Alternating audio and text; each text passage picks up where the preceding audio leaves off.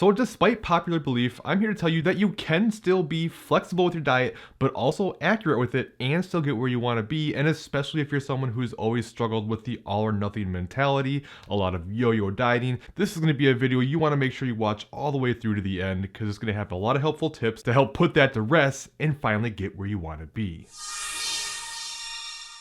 So here's the thing, you probably feel like you have to be perfect with your diet, and if you can't be perfect, or if you get off your plan at all, then there's no point, you screwed everything up. I'm here to tell you that most definitely is not the case. But that said, there is a balance between flexibility and accuracy with your diet. No doubt about it, the more accurately you account for the things you eat in your diet, the better your results are likely to be. But at the same time, if you focus too much on accuracy and you spend your whole life stressing out about every little thing you eat, petrified to go out and do anything and have any fun, you're going to run yourself into the ground. It's not going to be sustainable and you're going to end up giving up. In Eric Helm's Muscle and Strength Pyramid Book for Nutrition, he talks about the inverse relationship between flexibility and accuracy. Basically, the more flexible you are with your diet, the less accurate you're going to be, and of course on the flip side, the more accurate you are, the less flexible you'll be able to be. So in a way, you want to focus on a strategy that allows you to only be as accurate as needs to be in order to be consistent enough to reach your goals. So if you tend to focus on the extremes, as in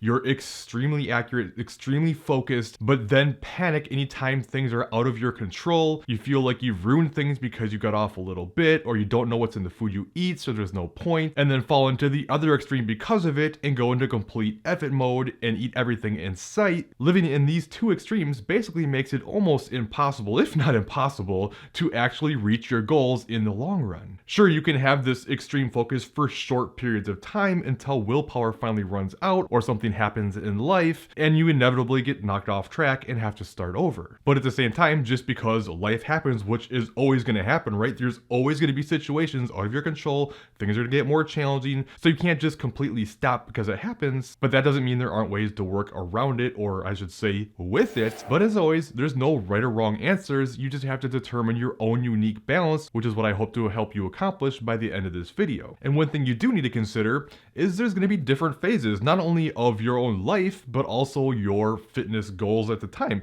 Like, you can't just be dieting forever, it just won't work. Your body's too adaptive, it's going to fight you. So whether you're in a maintenance phase or a reverse diet or a building phase or you're in a cutting phase, these different phases are going to have different balances. And what you definitely don't want to do is FOMO into the grass is always greener mentality that so many people struggle with. It's like you're in a cut, all you can ever do is think about how you want more food, you want to have more energy, you want to get stronger, and you constantly knock yourself off track wanting these other things. But then as soon as you go into a reverse diet or a building phase and now you have more calories and you feel better and you have more energy, then you spend the whole time not even enjoying that, but instead stressing out and wanting to lose body fat. And in that scenario, you're basically never happy. So make sure you're focusing on whatever your current phase is and the benefits that come with that, instead of what you feel like you're missing out on, because remember, either way, it's a temporary phase in a lifelong plan. And you also have to consider your own goals. I mean, for instance, if you're a bodybuilder who's at the end of your prep and you're trying to get that last little bit of body fat off your glutes to make them striated like crazy, that's going to require a much more extreme focus, much more accurate method than someone who's just getting started with trying to lose 50 pounds and live a more active, healthy lifestyle. These things are very different. This is why for me, as someone who doesn't even coach competitors, I just only work with lifestyle type of people, I've gotten much more away from the more strict macro approach. Not that I don't ever use it, again, everyone's different, but I've gotten much more away from that and much more into the calories and protein side of things, because research is showing that whether you prefer more carbs or more fat is pretty much irrelevant as long as you equate calories and protein, and this makes things so much more flexible while also still being able to be accurate with things. And while there's some research that supports things like consecutive day refeeds might be able to help keep you in a little bit better spot hormonally and metabolically, retain more lean body mass, stats. This is done also in athletes, by the way, not necessarily the general population lifestyle kind of a person. But as a whole, it really is just about your average for the week and not what you do on any specific day. And this is another way to be nice and accurate, but also much more flexible. So what you can do is say have a 50 calorie range or so, and maybe a 10-ish gram protein range. Let's just say, for instance, you're looking to eat 2,000 calories. So 1,950 to 2,050 calories.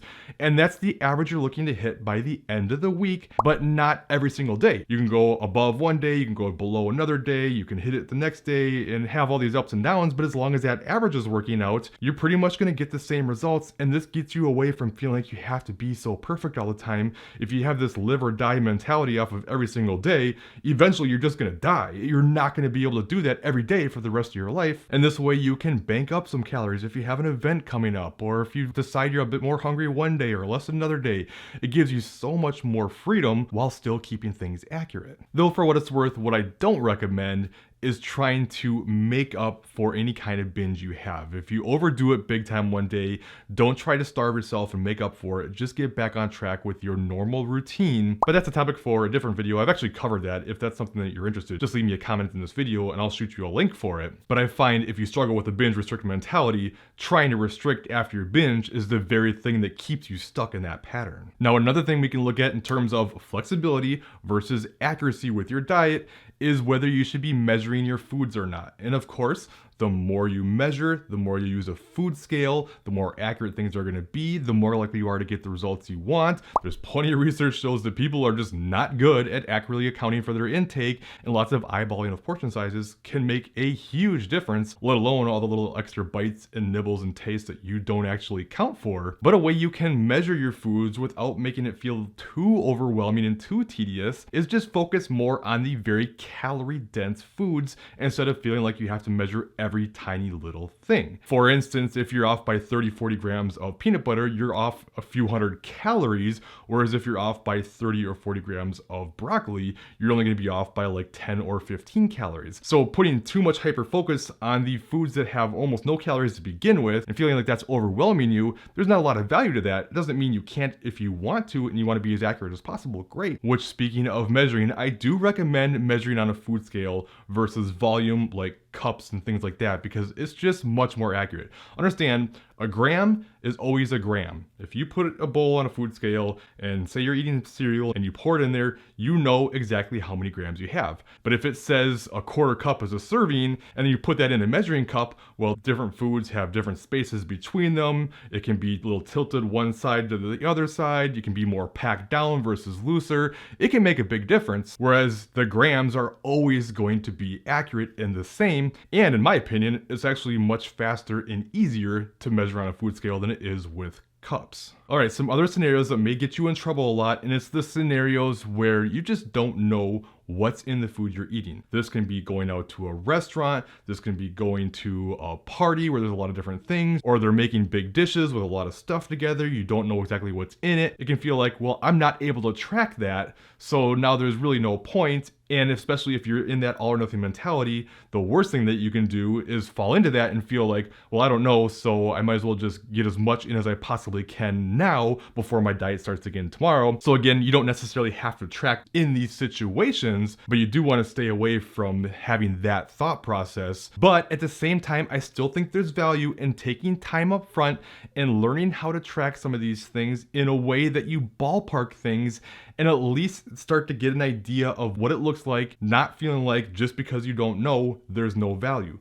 For instance, at a restaurant, you can always, of course, look up their nutrition online and see if that restaurant has that available. If they don't, look for something that's from a restaurant that does have it that's somewhat similar and just use that. Or if it's something simple, you can, of course, just put the individual food items in. Like, say, for instance, you go out and get a piece of fish with a side of rice and asparagus. Well, you can just look those things up and plug them in. Maybe throw a serving or two of butter or olive oil in because you know they're going to be using that. But even if you have no clue, just giving it a rough estimate experiment, understanding you're never gonna know if it's right or wrong or if it's close or way off, but as long as you ballpark it and just be okay with it and move on with your day, it's gonna keep things from getting out of hand. Whereas again, if you feel like you don't know, so what's the point, and then decided to eat everything under the sun, that can cause problems. But what I find is when you take the time to try to track this stuff for a while, now you're able to go out and have untracked days and be more intuitive and still keep progress going. Now, one thing I told you I would talk about at the end of the video